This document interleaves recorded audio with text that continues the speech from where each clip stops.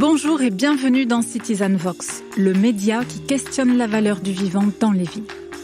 Comment produire des villes à forte valeur urbaine, c'est-à-dire habitables, fluides, créatives, bref, résilientes, en partant des sols? Comment tisser un lien vertueux entre la production urbaine et l'utilisation des ressources?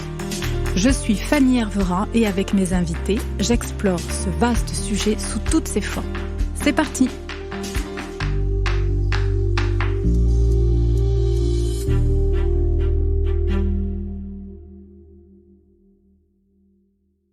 Bonjour à tous.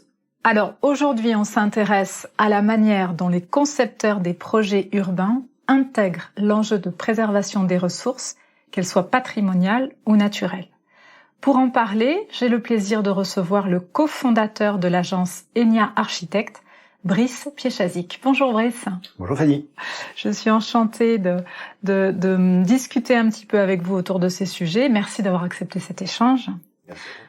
Alors, pour commencer, on peut revenir quelques instants sur votre parcours. Est-ce que vous pouvez vous présenter, peut-être un peu nous raconter comment vous avez créé l'agence Enya avec les deux autres cofondateurs? Quel était le moteur? Quelle était l'ambition? C'est quoi l'étincelle qui a permis cette belle aventure? Alors, on peut raconter plein de choses. La première étincelle, c'est d'abord une histoire d'amitié. Mathieu et Simon, on s'est rencontrés en école d'architecte. On avait tous les trois un parcours avant. Mathieu et moi avions fait des études d'ingénieur. On exerçait d'ailleurs l'ingénierie pendant nos études d'architecture. Simon, lui, a une formation d'ébéniste. Il avait exercé l'ébénisterie et on s'est retrouvés en école d'architecture tous les trois. On s'est liés d'amitié, mais au-delà de l'amitié, on a travaillé ensemble sur du projet en école d'architecture. Et là, on s'est aperçu qu'il y avait une véritable complicité, au-delà de l'amitié, une complicité intellectuelle qui nous permettait d'envisager ensemble un avenir commun. Et on a décidé à cette époque-là de monter notre agence ensemble dans les prochaines années sans se fixer de date. On a continué nos études d'architecture, on les a finies, ça a pris un peu de temps. À l'époque, il était possible en fait de passer son diplôme quelques années après les études. Et notre diplôme en poche, on a décidé de franchir le pas, c'est-à-dire de monter ensemble une agence d'architecture qui est donc Enya. Et ça fait 20 ans. Ça fait 20 ans, d'accord. Et comment vous avez commencé à travailler sur... Est-ce que c'était un projet qui vous a mis le pied à l'étrier ou est-ce que vraiment vous êtes dit à un moment donné, bon allez, on y va, c'est le moment. Comment vous avez fait? On a eu énormément de chance parce qu'on s'est à la fois dit on y va et en même temps on a eu accès à la commande tout de suite. Ça c'est les planètes qui s'alignent. Voilà, les planètes qui s'alignent. Et ce qui est assez intéressant dans l'histoire de l'agence, c'est que alors parce qu'on était ingénieur et architecte, notre première commande a été une commande assez technique. C'était un data center en fait, notre première commande il y a 20 ans. Et quelques mois plus tard, on a été retenu à concourir pour construire 2 bâtiments publics, un bâtiment de recherche pour l'université de Cherbourg-Octeville et une église au Lilas, en Seine-Saint-Denis, lancé en marché public. Je serais trop long si on détaille, mais c'est fait partie des très rares églises qui ont été lancées en marché public parce qu'il y avait une église qui était propriété de la commune, qui tombait en ruine, qui n'était pas réhabilitable. Et donc, on s'est trouvé, en fait, dès le démarrage, avoir une agence un petit peu polycéphale, avec des bâtiments très techniques, des bâtiments plutôt culturels, des bâtiments publics. Et l'agence s'est enclenchée comme ça, avec une énorme diversité de clients qu'on a continué à développer pendant ces 20 dernières années. Et qui aujourd'hui traduit un petit peu l'activité de l'agence où on travaille dans le monde entier, dans toute la France, sur des domaines aussi variés que les bâtiments de transport, les bâtiments culturels, les bâtiments d'enseignement, les bâtiments techniques, les bâtiments liés à l'énergie, etc. Voilà. Ouais, donc tout ça s'est enclenché finalement avec une sorte de petite matrice initiale qui finalement annonçait ce qu'allait se passer à l'agence. C'était une sorte de grande diversification qui était aussi liée à notre curiosité intellectuelle. C'est que si on a décidé d'embrasser cette profession, c'est pour des questions finalement assez cérébrales. C'est que ce métier, selon nous, est au cœur des transformations du monde. Et oui, on va y revenir tout à l'heure, mais oui. C'était pour nous important qu'on puisse toucher en fait à tous ces domaines d'activité pour être complet dans notre vocation. Et du coup, vous avez également développé un pôle recherche. Alors, depuis quand et quels sont les attendus? Qu'est-ce que vous attendez de ce pôle recherche et quel sujet vous développez? Très tôt à l'agence, parce que justement on avait accès à ces commandes très diversifiées qui touchaient des problématiques presque civilisationnelles, qu'on parlait d'énergie, on parlait de numérisation des pratiques, de data center, etc. On parlait même de laïcité quand on construit une église en marché public. Dès le début, on s'est dit, il faut qu'on puisse compléter notre pratique quotidienne par un travail un peu plus profond de recherche, d'exploration, ce que le projet ne nous permet pas de faire dans son temps très court. qu'on puisse avoir la possibilité de travailler dessus. On a commencé sur les data centers. Data centers, on s'est dit, est-ce bien raisonnable de construire ces grosses galettes qui viennent consommer du foncier? On s'est dit, ce serait peut-être pas idiot de réfléchir à un dispositif vertical qui économiserait le foncier et qui aurait finalement les mêmes caractéristiques. Donc là, premier projet de recherche, c'est 2006-2007, donc l'agence, elle a 3 à 4 ans à l'époque, elle est très jeune. Et là, l'enjeu pour le pôle, c'est de développer le concept, en fait. Dissocier du projet ou Dissocier du projet, on travaille sur un concept, qui est de la recherche appliquée, théorique, mais quand même avec un caractère applicatif qui est directement envisagé derrière. Ça a donné lieu à un projet qu'on a construit, ce premier projet de recherche, et depuis, on a eu de cesse, comme ça, d'explorer des champs que le projet ne nous permettait pas d'explorer, mais le projet nous sert à déceler, à faire émerger des questionnements, et notre pôle de recherche nous permet d'y répondre partiellement derrière. Alors après, la recherche, elle a vachement évolué au sein de l'agence. Elle a maturé, elle a grossi. Aujourd'hui, on a 2 personnes qui travaillent exclusivement dans ce pôle au sein de l'agence. Il y a Claire Bach qui travaille sur le sujet, Medjid Meizia qui est professeur des universités qui travaille activement dessus, et puis plein d'architectes au sein de l'agence en fait qui viennent agglomérer cette équipe. Donc ça a donné lieu à des dépôts de brevets, ça a donné lieu à des recherches théoriques, ça a donné lieu à des recherches pratiques, dont certaines sont mises en application sur des projets qui arrivent généralement 2-3 ans derrière, et d'autres qui sont restés pour l'instant rangés dans un placard, mais qui ressortiront à un moment où on pense que ce sera le bon moment de les ressortir.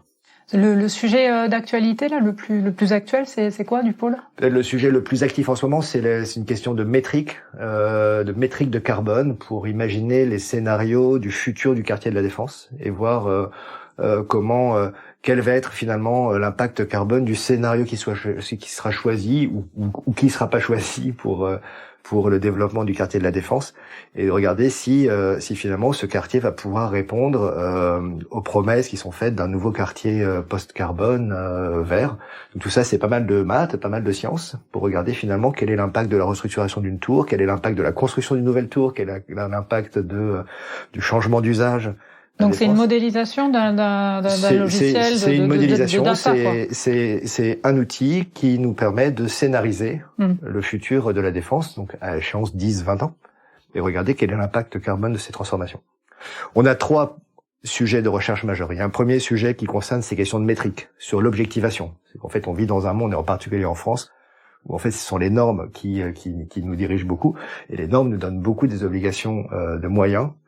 Et finalement, on a tendance à s'éloigner des obligations de résultats. Nous, ça nous intéresse beaucoup de revenir aux fondamentaux. Qu'est-ce que ça veut dire construire comme ça? Donc, c'est l'objectivation, c'est de la métrique. Un deuxième sujet qui concerne plutôt les nouvelles méthodes de construction. On travaille beaucoup sur des sujets de hors-site, sur des questions de standardisation, voir comment il est possible de construire mieux tant en termes de qualité constructive qu'en termes d'émissions carbone. Donc, c'est une nouvelle méthode. Et le troisième sujet, c'est plutôt sur la transformation du bâti existant, et sur la réflexion sur les nouveaux usages au sein des bâtiments. On a un peu ces 3 polarités de recherche, l'objectivation, construire autrement, et la transformation. C'est ces 3 grands thèmes en fait qui activent nos équipes de recherche. Enfin, en tout cas, les sujets dont vous vous saisissez, quoi. Alors, avant de plonger dans le sujet de la sobriété des ressources, qui est la vocation de ce podcast, je souhaiterais avoir votre point de vue sur la place de l'architecte dans le projet politique de la ville. Vous l'avez évoqué tout à l'heure un tout petit peu en parlant de vision. Est-ce que l'architecte doit jouer un rôle dans le projet politique? Et si oui, de quelle manière ça se traduit? Alors qu'il le veuille ou non, l'architecte, il joue un rôle dans n'importe quel projet politique. La meilleure preuve, elle n'est pas à l'absurde, c'est quand on regarde quel est le pouvoir de nuisance de l'architecte. Voilà, le pouvoir de nuisance de l'architecte, on s'aperçoit bien du coup que son rôle, il est fondamentalement politique. Ça, c'est pas nouveau, hein. Ça remonte au 5e siècle avant Jésus-Christ. Hippodamos de Milet, quand il travaille sur le plan de Milet, justement, c'est un projet politique à laquelle il y a une réponse formelle. Donc là, on parle de morphologie urbaine. Il y a une réponse formelle à un projet politique. Et toute l'histoire de la ville montre que l'architecte a toujours un rôle politique, mais qui est par contre vraiment au sens noble du terme. C'est pas un rôle politicien, parce qu'il est finalement un des acteurs majeurs de la fabrication de l'espace, qu'il décide en lien avec les acteurs politiques et qui vont être proposés, voire imposés à des gens qui vont y vivre sans avoir forcément choisi ce lieu. Donc l'architecte en fait a besoin de se projeter une sorte d'empathie intrinsèque dans quel va être le besoin, quelle va être la perception en fait des gens qui vont venir s'implanter ou vivre dans les espaces que l'architecte aura bâtis. Donc en ça, déjà, c'est un projet politique. C'est qu'il choisit pour des autres, en fait, l'espace dans lequel les gens vont vivre. Le deuxième sujet, et ça c'est depuis, on va dire, les années 2000, en fait, qu'on s'est aperçu qu'il y avait besoin de prendre en considération ces grandes mutations climatique au sein de notre manière de faire. Et là, l'architecte, il a également un rôle inouï à jouer. C'est un prescripteur. Donc, c'est non seulement il dit quoi construire, mais il dit comment le construire aussi. Et ce comment le construire est devenu un des éléments majeurs au sein de notre métier. En ça, l'architecte a aussi un rôle politique. C'est que sa posture sur le comment faire, au-delà du quoi faire, devient très importante, a un impact également très fort sur la soutenabilité des mutations urbaines. Alors, donc du coup, sur le quoi faire, comment ça se traduit aujourd'hui dans vos relations avec les collectivités locales, les élus? Puisqu'effectivement, l'architecte, il a un rôle politique, mais est-ce que c'est un rôle de soutien, d'accompagnement, de formalisation du projet politique porté évidemment par les élus, ou est-ce que vous pouvez être même un petit peu en amont, c'est-à-dire souffleur, je ne sais pas comment dire, du projet politique? Voilà, comment ça se traduit concrètement aujourd'hui? Quelles sont vos relations avec les maires? Quel est votre rôle auprès des maires concrètement? Elles sont globalement excellentes. Pourquoi elles sont excellentes? C'est que le projet, et notamment le projet moderne de l'architecture, on considère qu'on est encore dans cette période moderne qui date du début du XXe siècle, c'est le lieu de débat. C'est un lieu de débat dans lequel viennent s'opposer des visions techniques, viennent s'intégrer des visions sociales, viennent s'intégrer désormais des visions environnementales, et le projet devient un lieu de débat. Et c'est finalement assez proche du métier d'un maire qui finalement passe sa vie à faire du débat quand il gère sa collectivité. Donc on se ressemble assez avec les élus. Et on s'en est aperçu, c'est que très rapidement, on finit par comprendre en fait quelles sont les problématiques d'un élu. Et les élus comprennent assez bien quelles sont nos problématiques. Donc il y a une sorte de complicité assez naturelle qui se fait, qui s'établit sur tous nos projets, je dois dire. Sur tous nos projets, on a réussi à bâtir des relations assez intimes avec les élus avec qui on a travaillé, même quand on travaillait pas directement pour eux, quand on venait présenter un projet complètement privé au sein d'une collectivité locale. On sent immédiatement la collectivité, la connivence, la complicité qui s'établit. Peut-être parce qu'on vise une chose qui est assez commune, qui est celle de l'intérêt général. Simplement, si la profession d'architecte est protégée en France, c'est parce qu'elle commence dans la loi de 77 par l'architecture et d'intérêt public. Et c'est en ça qu'on a une profession qui est protégée. C'est pareil pour le maire. Donc ça s'établit. Donc cette complicité, bien sûr, elle existe tout au long de l'élaboration du projet, mais elle existe également en amont, quand, un peu en tant que visiteur du soir, un élu qui est un peu paumé dans ses prises de décision, c'est compliqué d'être maire, hein, c'est très compliqué. Que ce soit une petite commune ou une grande commune, c'est très compliqué. Et là, notamment, le travail de recherche qu'on fait sur les sujets d'objectivation, de métrique, nous permet aussi de conseiller des élus de manière assez officieuse finalement sur les stratégies, les bonnes stratégies à prendre, ou les stratégies à ne pas prendre, mais on est beaucoup moins directif que ça. Ce qui nous intéresse, c'est donner à des élus éclairés sur les décisions à prendre. Et ça, c'est finalement pas quelque chose de si commun dans les collectivités. Il y a des collectivités qui sont très staffées avec des équipes techniques. Il y en a plein qui ne le sont pas. Et donc cette relation, elle s'établit aussi en amont des projets, parce que on vise finalement la même chose. Alors, donc là, on a parlé du projet politique de la ville, ou en tout cas du projet de territoire, etc. Est-ce que la dimension politique de l'architecte, elle est aussi sur une dimension militante? Est-ce que au sein de ENIA, vous avez des fois des arbitrages plus militants, c'est-à-dire ce projet on va y aller même si c'est moins rentable, ou au contraire ce projet on n'y va pas, y compris si c'est extrêmement rentable parce que il y a des valeurs dans lesquelles on se reconnaît pas, etc. Jusqu'où ce militantisme, si j'ose dire, se déploie? Il s'avère qu'à l'agence, on a réussi à bâtir en fait un vrai dialogue aussi au sein des équipes. Et je vous cache pas que ça parle politique en permanence à l'agence. Entre tout le monde. Alors, les gens sont pas forcément tous d'accord, etc. Mais en tout cas, il y a débat. Au même titre qu'il y a débat sur le projet. Donc oui, le sujet politique est au cœur de notre quotidien. Et ensuite, bien évidemment, pour les raisons que je vous expliquais, les raisons pour lesquelles même on avait choisi ce métier, on se pose en permanence des questions sur est-ce qu'on va sur ce projet ? C'est pas tellement le projet, c'est est-ce qu'on va sur ce projet et on regarde toujours les finalités du projet, plus que le projet, on regarde les finalités du projet plus que le contexte politique dans lequel il s'inscrit. L'impact. Donc voilà, c'est un impact et ça rejoint un petit peu les raisons pour lesquelles on a embrassé cette profession et cette vocation. C'est une question de contribution. En fait, on a envie de contribuer à, on va dire, la vie politique au sens noble, en proposant en fait les projets sur lesquels on travaille. À ce titre, un projet sur lequel on va contribuer en rien, dont les finalités nous semblent pas intéressantes, avec un donneur d'ordre qui nous semble être aux antipodes de nos convictions politiques personnelles, c'est bien évidemment un projet sur lequel on n'ira pas. Est-ce que c'est une spécificité ENIA ou est-ce que tous les architectes, toutes les agences d'architecture fonctionnent peu ou prou de la même manière ? Alors moi je pense que tous les architectes se posent la question. Après il y a aussi des architectes qui peuvent pas se permettre en fait de faire ces choix. La profession elle est ce qu'elle est, elle s'est paupérisée au fil des années. Je pense qu'il y a pas mal de confrères qui n'ont pas le choix.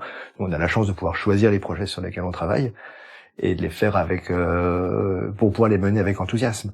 Mais notre vocation d'architecte, on peut pas la dissocier de la question du plaisir d'y travailler. Et à un moment, si on s'aperçoit qu'un projet ne nous donnera pas du plaisir à cause de son contexte politique, économique, environnemental, enfin tout ce qu'on veut, c'est des projets dans lesquels on va pas parce qu'on veut pas. Voilà, c'est notre bonheur, notre profession d'architecte. Donc on veut que ça reste un profond plaisir. Donc un vrai engagement, en fait. C'est un vrai engagement, et je pense que tout architecte se pose cette question. Mais bon, après, je pense qu'on peut toujours finir cynique en fin de carrière. J'espère qu'on le deviendra jamais.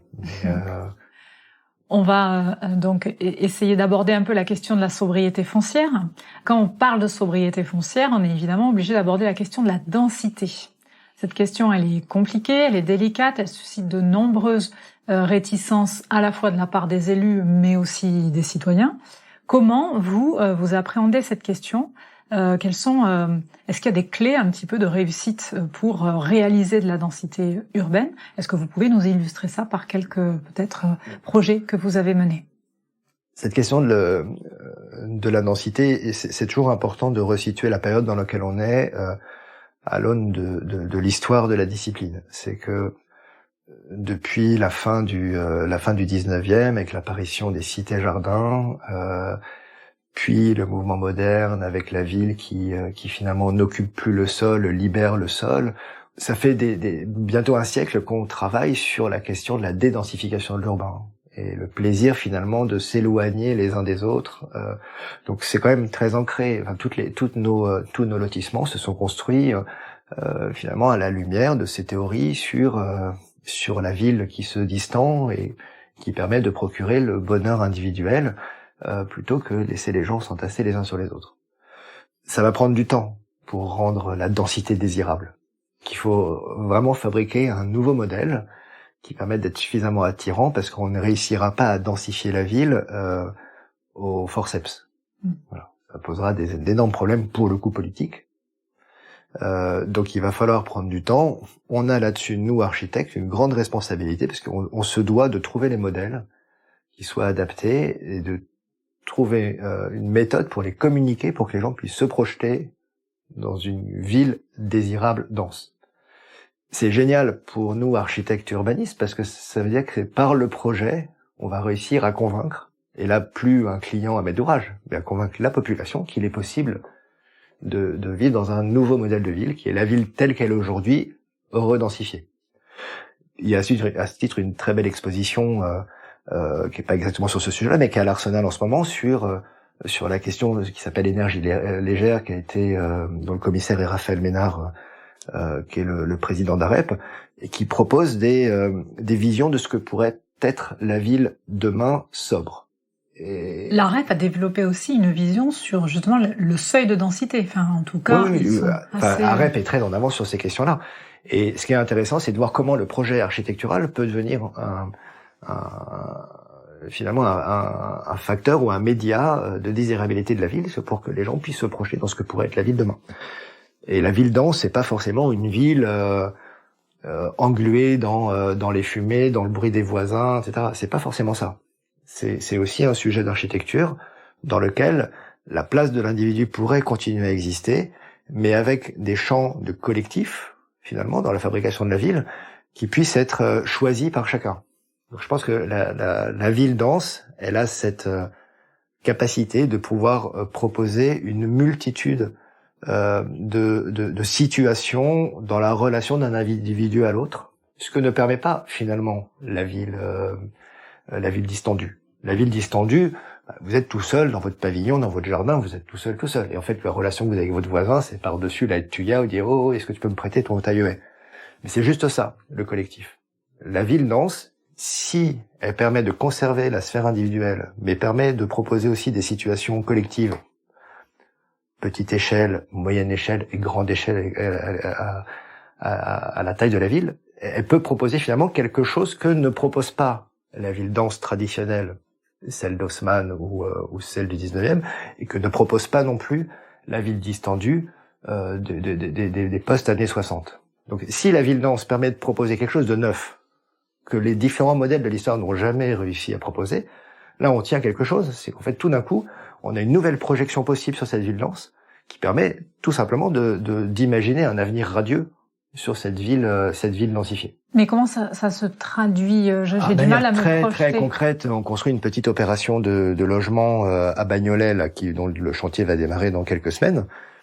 C'est une opération dans laquelle chaque appartement a déjà son espace extérieur individuel. Donc là, on est dans la bulle individuelle. Mais déjà, l'espace extérieur permet de fabriquer une relation au moins visuelle, voire auditive avec le reste de la ville. Donc ça, c'est la première, on va dire, première échelle. Et une deuxième échelle qui est celle de la cage d'escalier. La cage d'escalier, si on réussit à faire en sorte qu'il n'y ait pas 45 appartements par cage d'escalier, mais plutôt une petite dizaine, là, tout d'un coup, il y a un collectif qui peut se fabriquer à l'échelle de 10 appartements. Ensuite, on change d'échelle. Il y a l'espace extérieur partagé. Là, sur notre opération, on a un jardin qui va concerner une trentaine d'habitants, une trentaine de foyers, qui ont un jardin pour eux, dans lequel ils vont pouvoir travailler à une échelle collective un peu plus grande que celle de la cage d'escalier. Et ensuite, il y a la relation au quartier, et la manière dont ce projet, en fait, se raconte au quartier avec ses différents accès, etc., fabrique la troisième échelle. Et en fait, dans cette résidence, chaque habitant va pouvoir vivre, en tout cas habiter au sens presque philosophique du terme, de la manière qui lui convient le mieux. Et ça, c'est important, c'est ce que la ville dense peut proposer, et ce que la ville non dense ne peut pas proposer. Donc cette diversité, finalement, dans son rapport à l'autre, je pense que c'est une grande richesse, et j'aimerais qu'on continue, nous, à travailler sur des projets qui permettent de proposer ça. On a une autre opération à Marseille qui fonctionne en ce moment, qui est en chantier pour laquelle, une petite opération de logement, qui fonctionne exactement de la même façon, avec les espaces extérieurs individualisés, la terrasse sur le toit collectif qui est réservée à la cage d'escalier, et le jardin à l'intérieur qui est réservé à l'ensemble de la résidence. Et on a toutes ces micro-sociétés qui sont capables de se fabriquer, de s'imbriquer un petit peu comme des poupées russes, et qui donnent tout simplement à l'habitant le choix de fabriquer la vie, de vivre la ville un petit peu comme il l'entend.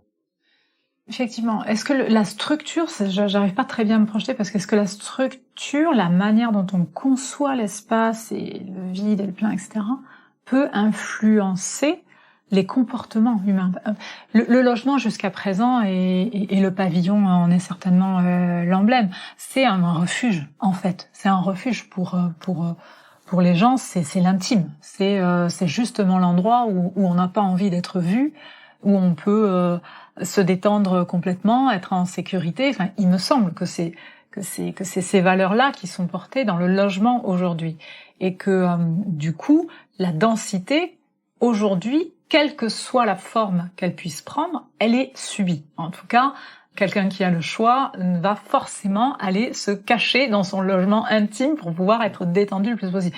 Est-ce que du coup, ce que vous proposez là, qui est extrêmement intéressant, n'implique pas quand même un cheminement d'abord individuel vers une nouvelle forme finalement de relation à l'autre, avant même que l'architecture puisse accompagner ce mouvement? Je sais pas si je suis claire là. C'est très clair.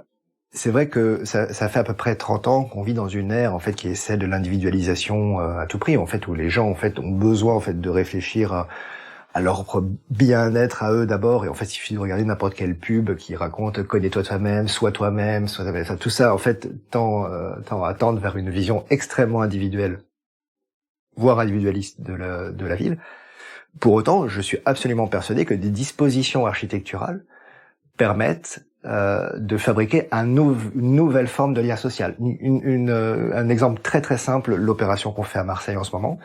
L'ensemble des paliers ont été surdimensionnés. Au lieu de faire 3 mètres carrés, des paliers dans lesquels il y a 2 voire 3 appartements font 30 mètres carrés. C'est énorme, 30 mètres carrés, et éclairé naturellement.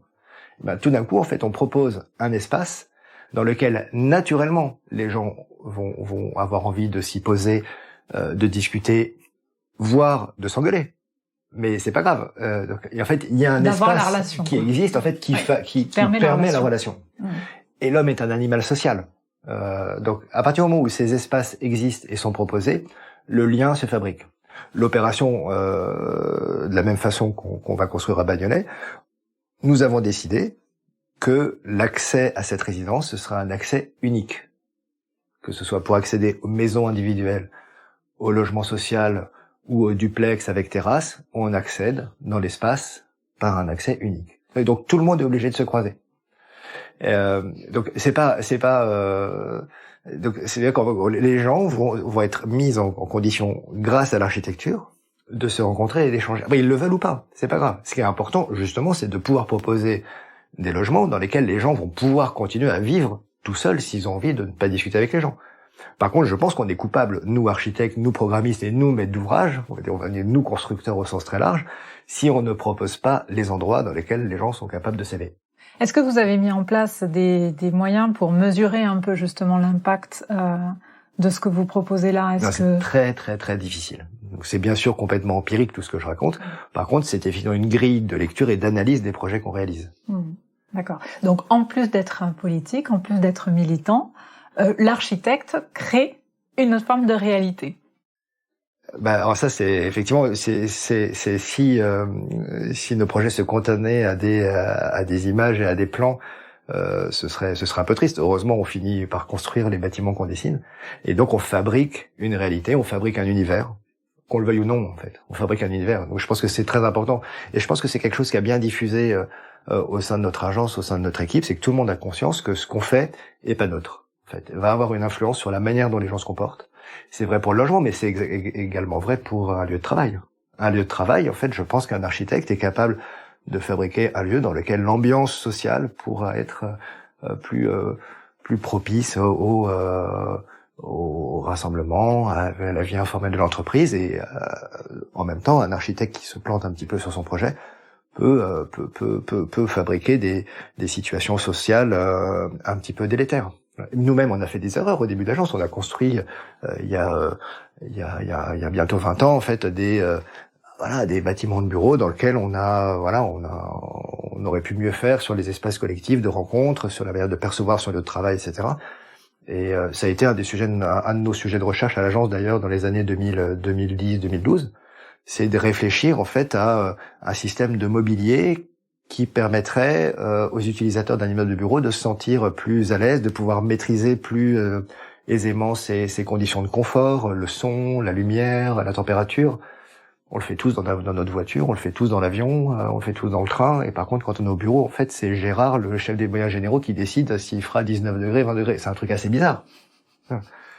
Donc on a, en tout cas, je pense que cette relation à l'individu, c'est un moteur permanent dans la conception de tous nos projets. Et on s'aperçoit que même quand on travaille sur un projet d'aéroport, la manière dont on va accompagner le stress du passager, parce que tout le monde stresse quand on prend l'avion, c'est plus de 75% des gens qui ont une appréhension avant de monter dans l'avion.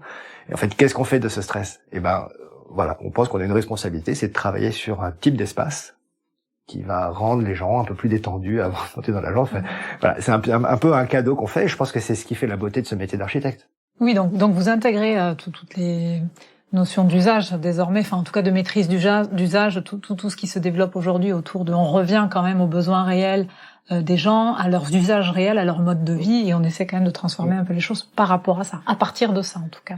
C'est ça, avec des essais-erreurs, parce que c'est marrant, parce que je regardais il y a 2 jours une comédie musicale, si je me trompe pas, c'était avec une composition musicale de Shostakovich, qui en fait racontait le bonheur de vivre dans un grand ensemble dans les années 60, donc en pleine période soviétique, avec les gens qui exprimaient leur bonheur en fait de rentrer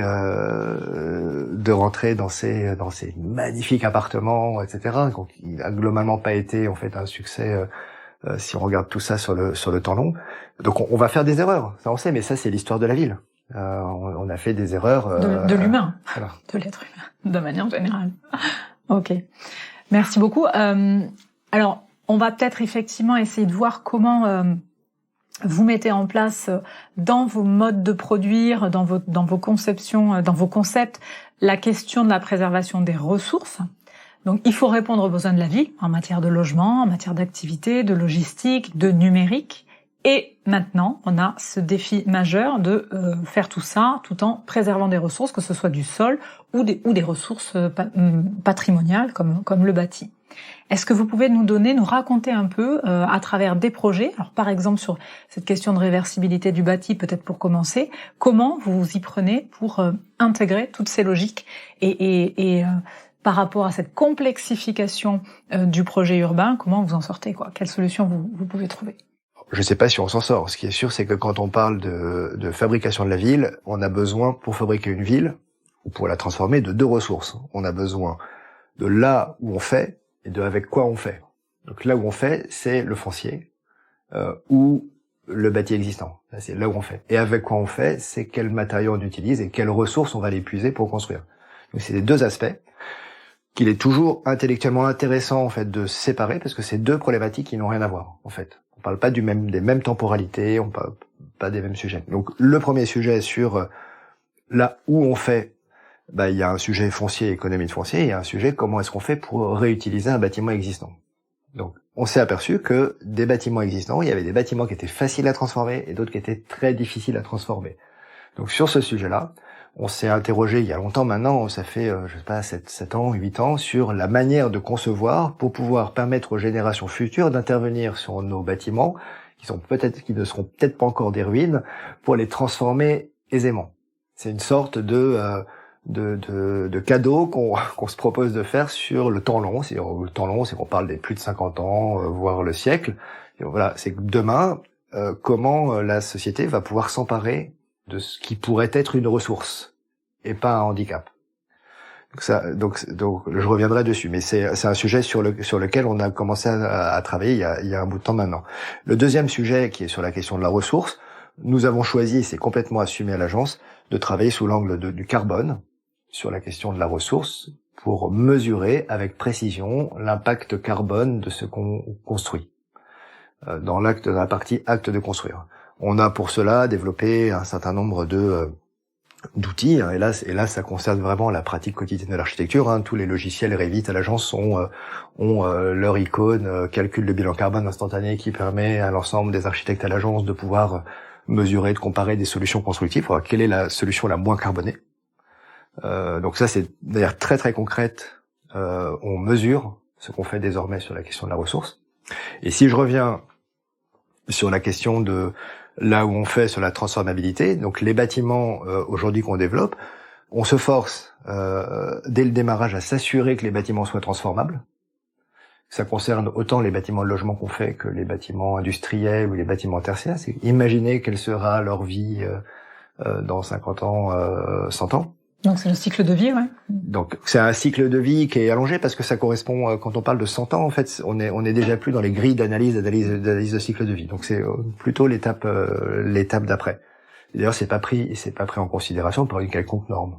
C'est un truc bizarre, mais et là-dessus on a vachement milité dans un certain nombre d'instances pour que le permis de construire soit systématiquement accompagné d'une note de réversibilité pour les opérations de plus de 2000 mètres carrés, pour qu'il puisse être établi qu'un bâtiment puisse avoir un autre usage quand son usage sera obsolète. Et c'est passé dans la loi climat résilience, en fait, il y a toujours pas les décrets d'application, mais il y a quand même un article qui précise qu'il va falloir prouver la réversibilité de ce qu'on construit pour permettre aux bâtiments. Qui donnerait cette note alors? La municipalité, dans le cadre, le maire, dans le cadre de l'instruction d'un permis de construire. Enfin, qui jugerait en fait de la pertinence de la note. Par contre, ce serait à l'architecte d'expliquer en quoi, par une scénarisation, en quoi ce bâtiment peut se transformer facilement en quelque chose d'autre. D'accord. Donc ça, c'est déjà dans la loi, ce qui est déjà une victoire. Par contre, il faut que les décrets d'application sortent maintenant. Donc voilà, donc ça, je pense que c'est ce sujet-là, ce sujet est important. Ensuite, le sujet foncier qui fait partie de là où on fait. Là encore, alors on n'est pas toujours les mains libres. Hein, là, faut pas s'imaginer que l'architecte maîtrise tout quand même. De temps en temps, on nous donne un foncier, un programme, et voilà, et puis un règlement d'urbanisme. En fait, on s'aperçoit qu'une fois qu'on applique le règlement d'urbanisme, le programme et le foncier, finalement, notre marge de manœuvre pour économiser du foncier, elle est quasi inexistante. Donc, malgré tout, dans ces cas-là, en fait, ce qui nous intéresse, c'est de regarder comment la position du bâtiment va pouvoir limiter la nuisance, limiter son impact. Et là, on parle de vent dominant, on parle de continuité écologique, on parle de rupture des écoulements d'eau, on parle de toutes ces choses-là, parce que là, la considération d'un foncier est très importante, en fait, pour concevoir intelligemment un projet d'architecture, pour limiter tout simplement l'impact environnemental. Et quand on a la possibilité de compacter et d'économiser du foncier, je pense qu'aujourd'hui, c'est quelque chose qui est devenu un réflexe pour n'importe lequel des architectes de l'agence. Alors, vous pouvez nous illustrer, je crois que, par exemple, la gare maritime au Havre, rentre dans cette logique-là. Est-ce que vous pouvez nous raconter le projet ? C'est un projet très intéressant. La gare maritime du Havre, c'est un concours qu'on a gagné il y a un peu plus d'1 an maintenant, qui est en conception-réalisation, qu'on développe avec l'entreprise Legendre, qui va bientôt démarrer en chantier. Donc ça accueille des bateaux, notamment des bateaux de croisière. Donc c'est un sujet d'ailleurs qui est assez polémique. Est-ce qu'il faut construire des nouveaux bâtiments pour des croisières? Toujours est-il qu'il y a aujourd'hui plein de gens qui ont envie d'aller passer leurs vacances en fait sur un bateau, qu'on s'aperçoit que finalement le bilan carbone d'un passager sur un navire de croisière, il est pas si mauvais que ça par rapport à un charter qui va aller en Égypte pendant une semaine. Il est même plutôt meilleur. Toujours est-il qu'on ne sait pas du tout ce que va devenir en fait cette économie de la croisière dans les 30 ans qui viennent. Peut-être que ça va s'arrêter, peut-être que ça va se développer encore plus que ça ne l'est aujourd'hui. En tout cas, on le sait pas. Et là, ce qu'on a proposé sur ce projet, c'est que ce bâtiment puisse servir à autre chose dès maintenant, dès sa livraison, que la simple utilisation en mode terminal de croisière. C'est qu'en fait, il y a des très grands espaces qui sont très bien équipés avec des sanitaires, des cuisines, des restaurants, etc. Et que finalement, les croisières, ça fonctionne qu'un certain nombre d'heures dans la journée, voire un certain nombre de jours dans l'année. C'est qu'en hiver, il y en a quand même beaucoup moins qu'en été, etc. Et donc là, ce qu'on a proposé, c'est de dessiner un bâtiment qui puisse être à usage mixte, on va dire usage chronotopique, c'est qu'en fait, quand il n'y a pas de croisière, il puisse y avoir autre chose. Et cette autre chose, qu'est-ce qui peut avoir lieu dans un grand espace de 2000, 3000 mètres carrés avec un bar, des sanitaires, etc. Des concerts, des congrès, des boîtes de nuit. Mais en plus, c'est sur le port, donc il n'y a pas de nuisance. Donc en fait, on peut imaginer plein de choses. Et c'est ce qu'on propose avec un projet comme celui-ci, c'est d'essayer d'amplifier son usage et en fait le proposer à de nouveaux usages qui sont pas forcément écrits dans le programme, parce que je pense que c'était pas du tout une attente de notre maître d'ouvrage de nous voir lui proposer des usages autres, mais ça a acquis, ça a une pertinence, ça retient l'attention de tout le monde. Bien évidemment, une salle de 3000 mètres carrés qui ne sert que, on va dire, 30% du nombre de jours dans l'année. Et tout d'un coup, on s'aperçoit ça peut servir à plein d'autres trucs. Bien sûr. Donc là, on n'est pas sur la réversibilité du bâti une fois que l'usage dans une période donnée est terminé, mais on est même sur de l'intensification de l'usage, en fait. L'intensification d'usage et de la transformation d'usage. C'est comment il est possible, en fait, de travailler sur des espaces qui ont une agilité à répondre à des besoins qui sont pas forcément les besoins attendus initialement. Quel est le calendrier du projet, là? Le chantier va démarrer début 2024 pour une livraison en 2026. D'accord. Alors sur le recyclage de foncier, il y a peut-être un projet intéressant aussi que vous pourriez nous raconter, c'est le projet Table Square. Est-ce que vous pouvez nous en parler un peu? Table Square est un projet assez passionnant qui a beaucoup occupé l'agence pendant des années. L'histoire de ce projet, on a commencé à travailler sur ce secteur en 2012, quand De Facto à l'époque, qui était l'ancêtre de ce qu'est PLD aujourd'hui, nous a demandé de faire un diagnostic exhaustif sur tous les volumes résiduels et inutilisés à la Défense. Il s'avère qu'à la Défense, sous la dalle, il y a plein d'espaces qui sont soit des vides de construction, soit des espaces qui ont été construits qui ne sont plus utilisés, qui l'ont été mais qui ne le sont plus, avec une sorte de ressource d'usage qui est très présente à la Défense. Et derrière ce diagnostic, on a remporté un concours avec Link City pour construire au cœur de la Défense 7 restaurants qui sont destinés aussi à animer la Défense qui manque un petit peu d'aménités, de restaurants, etc., en utilisant les volumes résiduels. Donc tout le projet consiste on a quelques émergences qui sortent sur le parvis que pas mal de gens connaissent, qui sont ces sortes d'origami blanc, fait de crayons qui viennent se poser comme ça le long du clavier. Ils viennent reconstituer une place finalement qui a une échelle très différente de l'échelle des tours. Mais le gros du projet, il est technique. C'est ça qu'on trouve toujours très intéressant. C'est tout ce qui se passe en dessous. C'est que en dessous, c'est toutes les cuisines, toute la logistique, tout le stockage. Donc qui est invisible depuis la dalle, mais qui permet de donner une nouvelle valeur d'usage à tout ce qui a été inutilisé depuis des décennies au sein de la Défense. Et là, c'est une manière, en fait, de donner une valeur. C'est un petit peu un démonstrateur qui est presque politique pour le coup, qui dit voilà, il y a moyen de faire des choses très très bien en utilisant ce qui a été laissé de côté et qui n'est plus regardé. C'est une sorte de lutte anti-gaspi, on va dire, du bâti. Et je pense que si on n'avait pas fait ces restaurants-là, en fait, on serait resté avec ces espaces vides, abandonnés en dessous, or qui sont géniaux pour une rêve, un événementiel indéfini de mode un peu branché, etc. Mais qui n'attendent qu'une chose, en fait, c'est qu'on donne une nouvelle vie, une nouvelle valeur d'usage à ces espaces qui ont été construits. Accessoirement, c'est des espaces qui ont coûté beaucoup de carbone. Il y a certains parce que c'est quand même tout ça, c'est du bon béton brut, et il y a presque une obligation morale d'aller utiliser ce qui a été fait il y a une 50aine d'années à cet endroit. C'est livré là, ça? Ah oui, c'est livré. On peut aller y déjeuner. On y mange très bien d'ailleurs. Dans l'un des 7, c'est ça? Il y en a 7 restaurants. Peut-être on peut parler de logistique urbaine, parce que la logistique urbaine, c'est quand même un vrai sujet. Enfin, la logistique de manière générale, ça consomme beaucoup de foncier. En même temps, le dernier kilomètre, tout ça, tous ces sujets-là sont très très importants.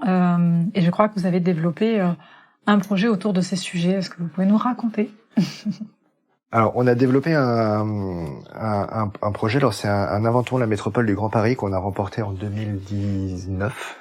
Si je ne me trompe pas, sur la ZAC de Bercy-Charenton, donc côté Paris, juste au bord du boulevard Poniatowski, entre le boulevard Poniatowski et le périphérique, qui est un hôtel de logistique urbaine trimodal. Donc c'est assez intéressant parce que c'est connexion fer, connexion route et connexion future tram-fret, le jour où on pourra transporter des marchandises avec le tram. Le tram, il a ce bon goût de faire le tour de Paris, donc ce qui est topologiquement un énorme moyen de redispatcher vers le centre de Paris et à l'extérieur de Paris, parce que là, on a un axe possible de parcours de marchandises qui est assez génial. Donc là, ce bâtiment, il intègre en fait ces trois modes, et il intègre sur le dessus des programmes aussi divers que du bureau, du logement, du co-living, un centre sportif, une mixité absolument gigantesque qui montre qu'il est possible sur une parcelle prédéterminée de fabriquer une multiplicité d'usages et de fabriquer la densité d'une certaine manière. Donc le socle est réservé à cette sorte de nécessité pour fabriquer une croissance économique vertueuse, on va dire, si on peut le dire comme ça. Donc c'est la partie logistique urbaine. C'est en fait, voilà, là c'est bientôt Noël. Je pense que il n'y a pas beaucoup de personnes qui n'ont pas commandé un truc sur Internet. Donc ça fabrique le socle. Donc ça fabrique le substrat de quelque chose d'autre. Et ce quelque chose d'autre, c'est une activité qui est à la fois sociale, économique, qui va venir s'implanter par-dessus. Accessoirement, le fait de mettre de la logistique urbaine dans un socle, ça fabrique une sorte d'opportunité économique de développement de nouveaux types d'usages. Je pense notamment à l'activité productive. C'est vrai que la petite PME qui est là peut avoir un grand intérêt à venir s'implanter sur un centre de logistique urbaine parce qu'elle peut utiliser l'outil logistique pour ses propres besoins. Donc il y a un côté assez vertueux à imaginer cette densité, qu'on aurait beaucoup plus de mal à imaginer si toutes ces fonctions étaient distendues et séparées. Là, tout d'un coup, on s'aperçoit qu'en les mettant ensemble, on réussit à fabriquer quelque chose de mieux que si elles étaient séparées. Donc c'est un assez bel exemple de densification. Ouais. Donc densité et mixité, quoi. Il faut lier les deux. C'est densité et mixité. Ouais. Bien sûr, densité juste pour la densité, là ça devient une question de rentabilité foncière. Mais là la mixité permet de fabriquer quelque chose de mieux. Donc on a travaillé sur le projet, on s'est occupé de toute la partie hôtel d'entreprise qui utilise l'hôtel logistique. On a fait tout l'hôtel logistique et c'est Marc Mimram avec qui on s'entend très bien, qui s'est occupé des diverses fonctions qui viennent s'implanter sur cet hôtel logistique. Voilà, donc c'est un projet qu'on a remporté avec Sogaris, Postimo et ICAD. Qui devrait voir le jour dans les prochaines années. Ça prend un peu de temps. La ZAC de Bercy-Charenton a connu quelques vicissitudes. Quelques rebondissements. Mais les choses sont sont en train de se mettre d'équerre aujourd'hui. Donc on a confiance sur la sortie de ce projet.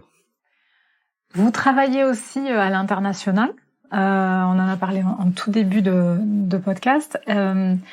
Comment ça, quel est justement ce rapport à la densité, ce rapport à la sobriété?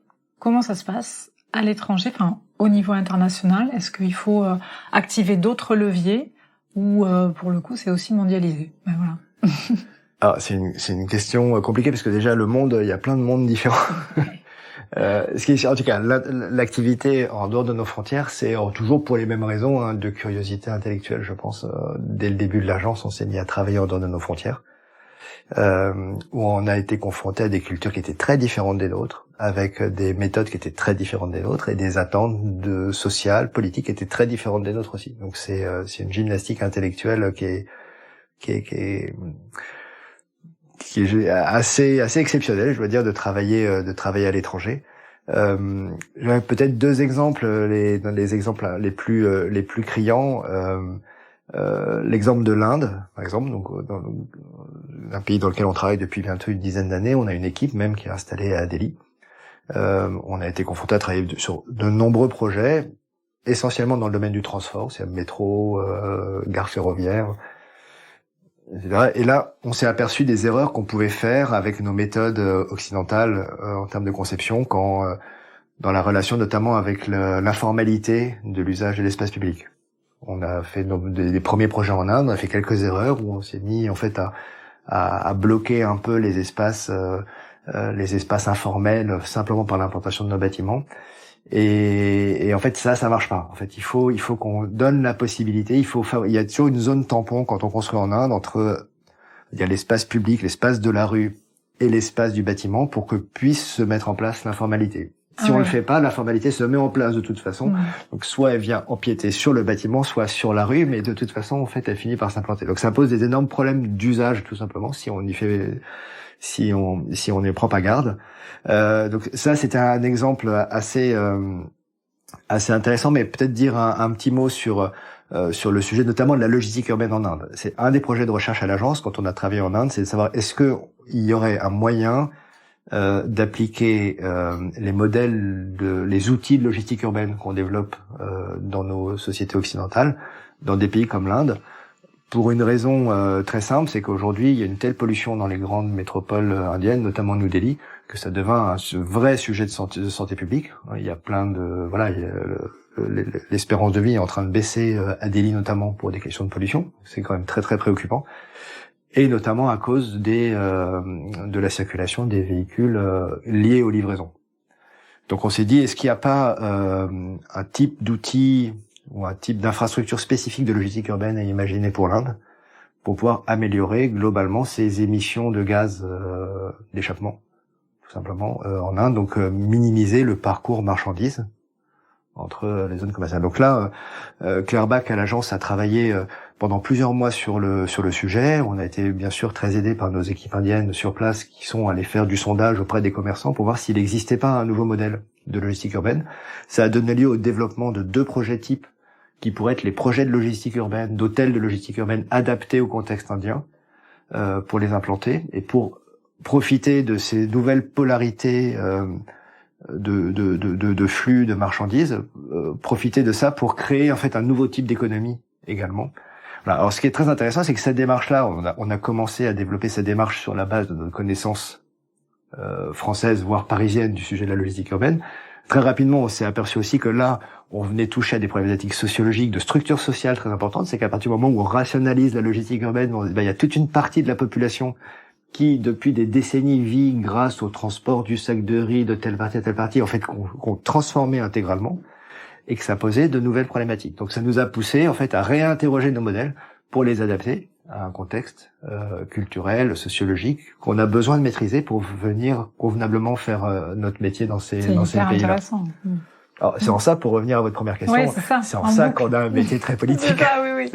On peut avoir la meilleure idée du monde. Bien sûr. Et c'est vrai que l'étude qu'on avait fait démontrait que on pouvait baisser de 40% les émissions de gaz d'échappement en rationalisant la logistique urbaine. Donc c'est énorme, 40%. Mais pour autant, il y avait également le risque de casser complètement une structure sociale qui permet à tout le monde de manger à peu près à sa faim en Inde. Voilà. J'ai à peu près à sa faim parce que peut-être qu'il faut aussi réinventer la structure sociale indienne, ça c'est une autre question. Mais ouais. Donc voilà le type d'enseignement qu'on a de l'étranger. Appliquer des recettes de la France, ça marche pas. Ce qui est sûr, c'est que les interrogations que ça pose quand on travaille dans ces territoires nous font complètement réinterroger toutes les idées reçues qu'on peut avoir, y compris sur nos territoires français. Oui, c'est ça, exactement. En fait, vous appliquez cette agilité intellectuelle, y compris après sur du territoire français. Donc c'est en ça que voilà, c'est absolument. Après, je pourrais parler de l'Afrique également. Là, les projets qu'on développe en Afrique, et notamment celui qu'on développe en ce moment, qui est en cours d'étude, qui a d'ailleurs démarré en chantier en VRD, qui est un modèle d'hôpital qu'on a développé pour la Guinée-Conakry.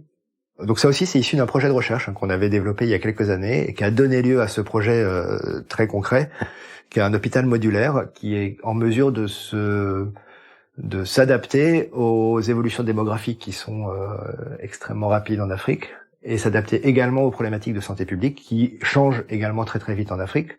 Tout le monde a entendu parler d'Ebola, de type de virus. En fait, il y a des périodes en Afrique dans lesquelles, en fait, il peut y avoir des problématiques de santé qui, tout d'un coup, deviennent le sujet de santé publique et qui disparaît au bout d'un an, puis qui revient après. Et en fait, donc, les structures hospitalières ont besoin de se transformer à une vitesse folle, ce que connaissent pas du tout nos hôpitaux en France. On a vu d'ailleurs à quel point c'était compliqué dans nos hôpitaux en France de s'adapter avec une crise du Covid, où tout d'un coup, il fallait transformer des salles d'accouchement en salles de réanimation pour patients atteints du Covid, etc. En tout cas, tout le projet qu'on développe là en Afrique, il est donc c'est appelé l'hôpital modulaire évolutif, c'est qu'il est fait pour pouvoir se transformer très aisément en fonction de ces crises sanitaires et de pouvoir grandir ou rapetisser en fonction des besoins démographiques localement. Et comment ça se traduit concrètement du coup ? Alors ça se traduit par une structure complètement au rez-de-chaussée, avec des systèmes de pavillons qui sont capables de s'étendre ou de se rétracter, avec chaque pavillon qui peut changer d'usage. Donc il peut être également préfabriqué, mais c'était pas le sujet majeur de la recherche. Le sujet majeur de la recherche, c'est plutôt de réfléchir à une sorte de typologie d'espace pour un hôpital, adapté aux problématiques de maintenance qui existent dans les parties éloignées d'Afrique, et qui soit capable, enfin, de grandir dans toutes les directions, où ça peut être la partie maternité qui augmente, ou la partie infectiologie, la partie psychiatrie, etc., pour que ça puisse se développer. Je suis en train de faire des gestes avec ma main, c'est dommage, on est sur un podcast, on voit pas les gestes avec les mains. Je vais me mettre à la vidéo, ça, voilà. C'est impératif. C'est passionnant en tout cas. Est-ce que on va évidemment s'acheminer vers la fin de ce podcast. Est-ce que pour conclure, vous pouvez nous donner un peu quelques infos sur les sujets que vous allez porter dans les quelques années, les projets que vous avez en tête de développer, la feuille de route quoi, d'Enia Architecte pour les quelques années qui arrivent. Alors, ce serait bien si on avait une feuille de route. Non, on n'a pas de feuille de route. Après, je pense que la manière dont on fonctionne, notamment grâce à la recherche, etc., j'ai l'impression qu'on embrasse à l'agence les problématiques actuelles, qui en tout cas interrogent un petit peu tout le monde. Moi, on a remporté il y a à peu près un an un accord cadre pour la rénovation de l'enveloppe de tous les campus universitaires de Rennes, qui sont des très beaux bâtiments qui ont été construits par Louis Arech dans les années la fin des années 60. Une très belle architecture, mais qui aujourd'hui est complètement obsolète en termes de performance énergétique. Et on a travaillé sur un système d'industrialisation, de retransformation de ces bâtiments, qui est absolument intéressant, absolument passionnant intellectuellement, parce que on finit par réappliquer plus de 50 ans plus tard quelles avaient été les méthodes de construction de ces mêmes bâtiments, où il fallait aller construire des universités en urgence parce que baby boom, croissance démographique, donc on industrialise, et aujourd'hui on a une urgence climatique, il faut qu'on trouve une manière d'industrialiser pour pouvoir suivre la cadence de l'enjeu de l'urgence climatique. Et on réussit accessoirement à faire des projets qui sont, je trouve, très intéressants, purement architecturalement parlant. Et ça, c'est une piste de développement pour l'agence qui est très intéressante, parce qu'elle interroge plein de choses. Elle interroge le patrimoine du XXe siècle, sa valeur. Elle interroge notre capacité, nous architectes, à construire en hors site ou à concevoir pour construire en hors site. Elle interroge la manière dont les puissances publiques exploitent leur parc immobilier. Ça interroge comment un propriétaire de 150 bâtiments va hiérarchiser, c'est-à-dire je commence à réhabiliter d'abord celui-là, puis celui-là, puis celui-là. Donc comment on objective tout ça? Comment on fabrique la métrique nécessaire pour prendre ces bonnes décisions? Donc c'est des projets qui intègrent finalement un petit peu tout ce qui nous fait vibrer, tout ce qui nous fait courir. Et ça, je pense que ça va être ça va être en termes de développement pour l'agence des projets très intéressants sur lesquels on va se concentrer. Écoutez, je vous remercie énormément pour cet échange qui était absolument passionnant. Brice, je vais regarder avec beaucoup d'attention quels sont vos projets à l'avenir.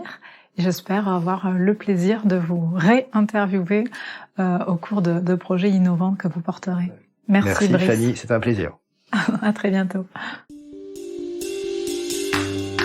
Merci d'avoir écouté ce nouvel épisode de Citizen Vox. J'espère qu'il aura été utile à vos réflexions. Vous trouverez l'ensemble des épisodes sur le site internet cityzan.fr, cityzan.fr, et sur la plateforme Ocha. À très bientôt!